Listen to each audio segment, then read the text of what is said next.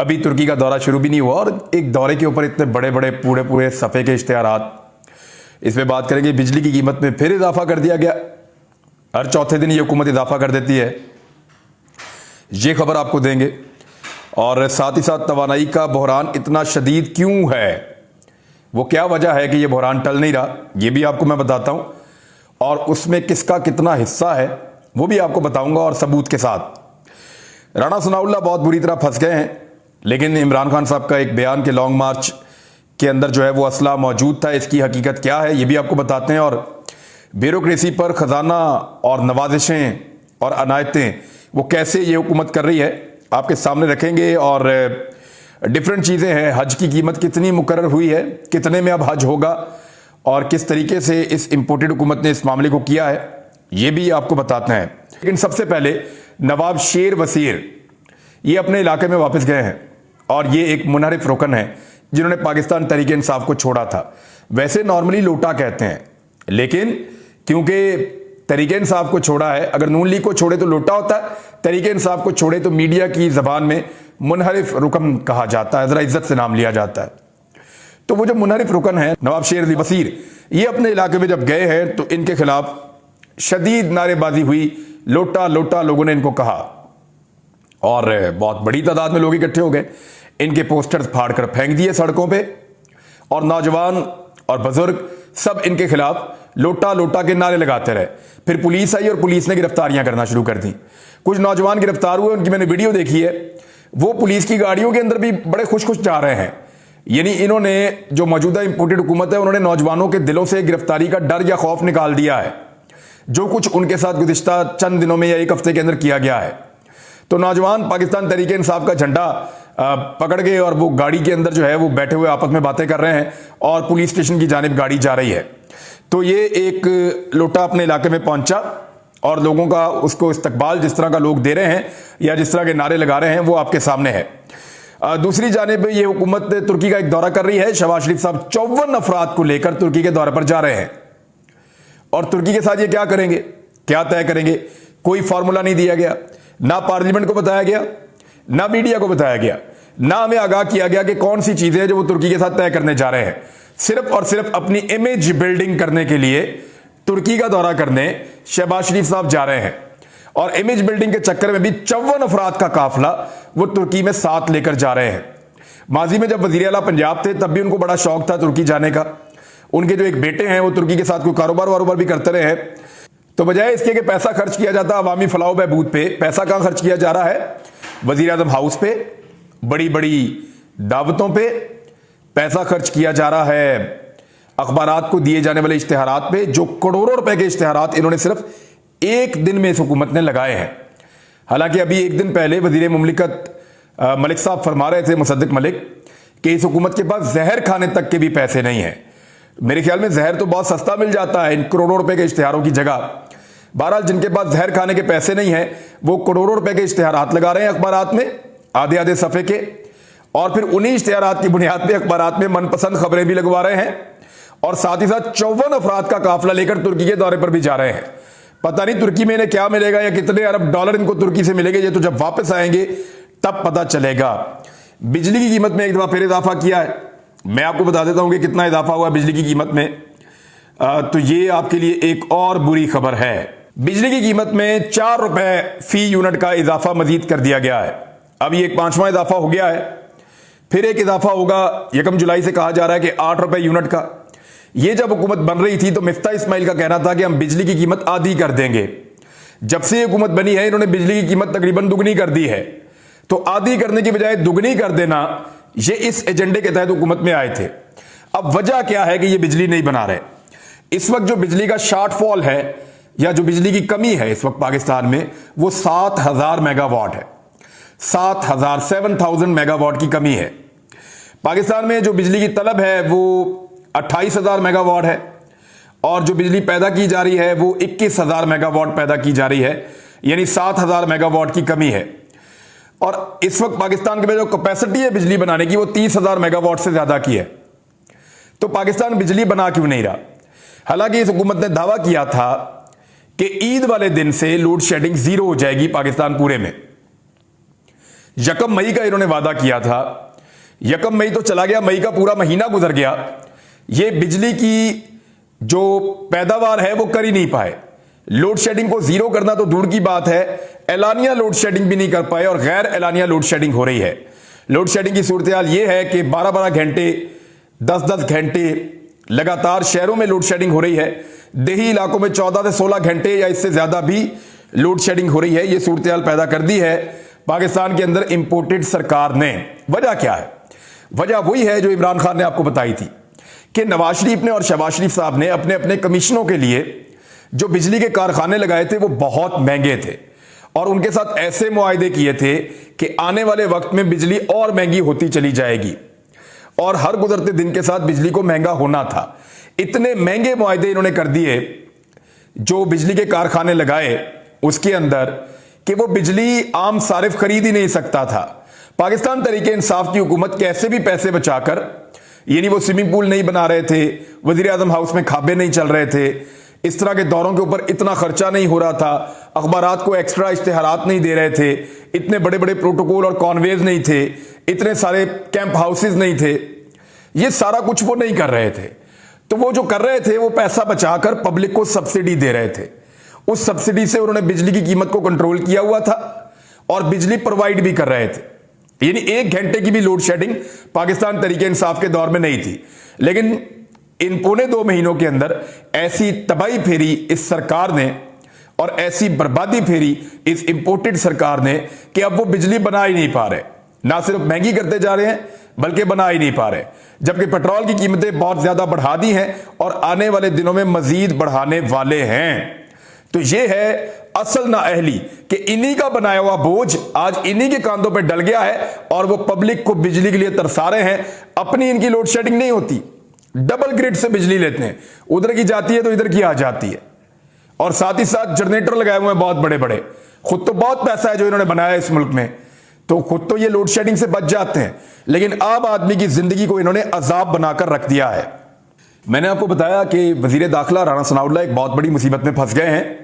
तफसीलात के मुताबिक वजीर दाखिला राना सनाउल्लाह के खिलाफ मंशियात का जो मुकदमा था जिसमें मंशियात उनसे बरामद की गई थी, इंसदाद मंशियात की अदालत ने वजीर दाखिला राना सनाउल्लाह को फर्द जुर्म के लिए तलब कर लिया है और 25 जून को फर्द जुर्म आयद की जाएगी और केस को मुकर्रर कर दिया गया है।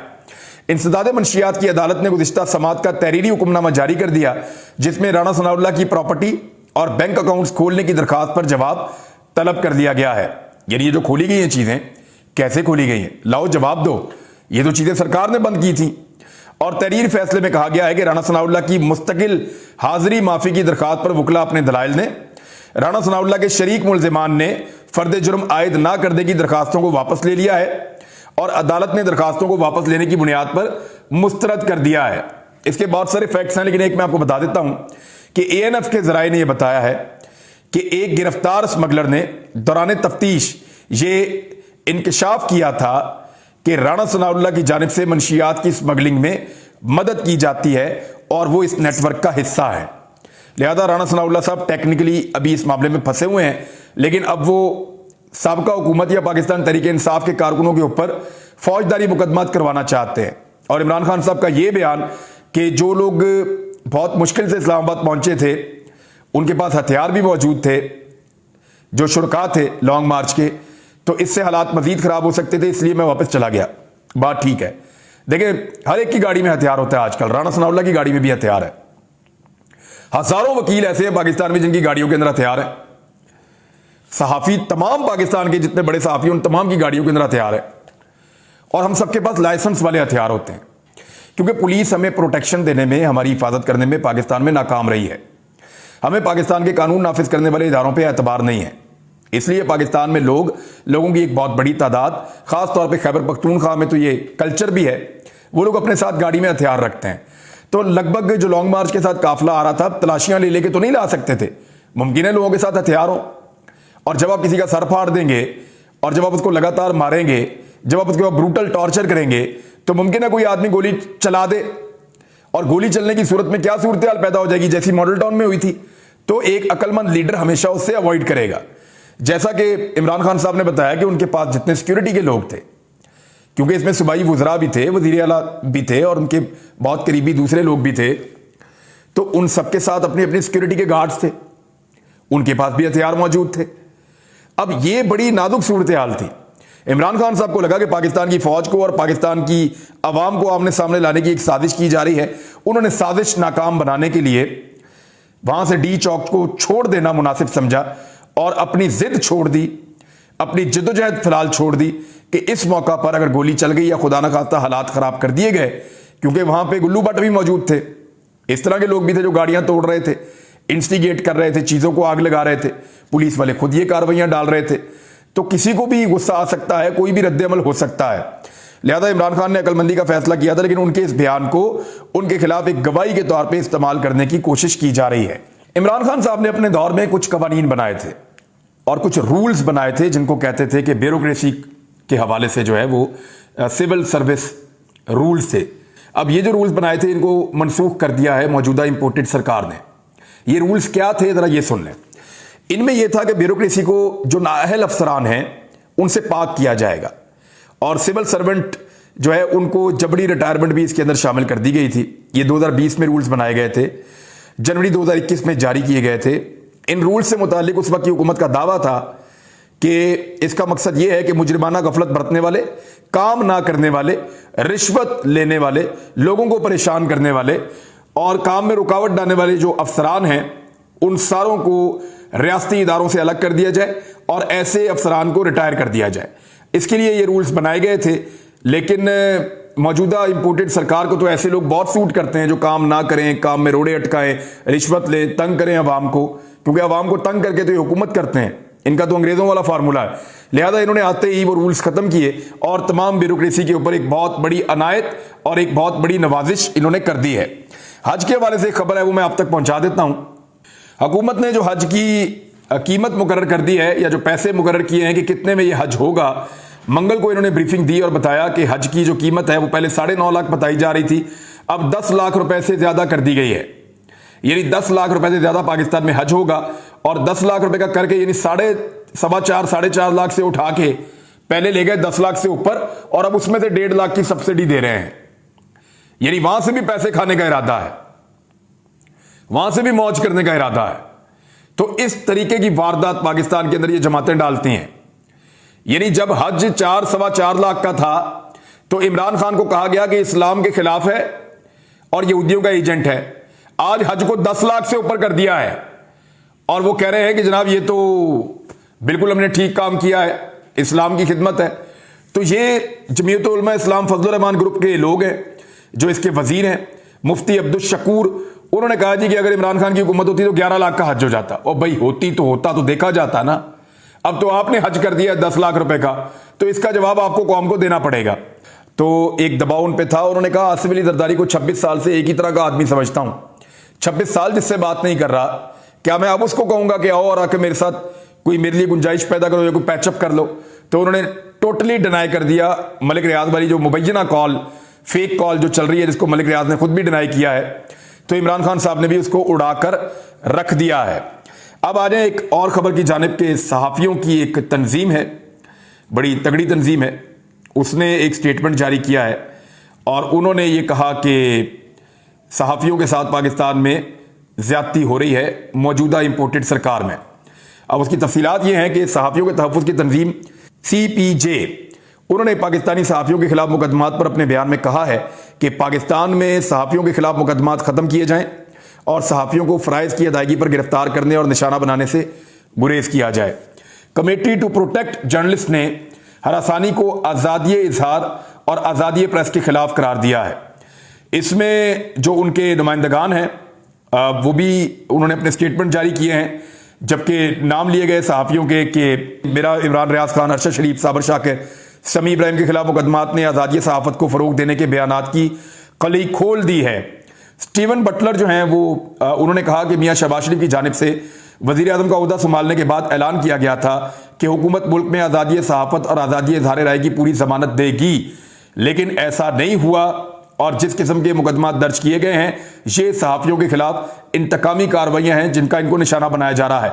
बहरहाल मैं इन सहाफियों से मिला हूं कल सारों से, यहां पे इस्लामाबाद में पेशी थी, उसके बाद भी हमारी मीटिंग हुई है, बड़े कमिटेड है सारे और किसी किस्म की लचक दिखाने को तैयार नहीं है। वो सारे ये कह रहे हैं कि this is for the sake of Pakistan, not for any political party.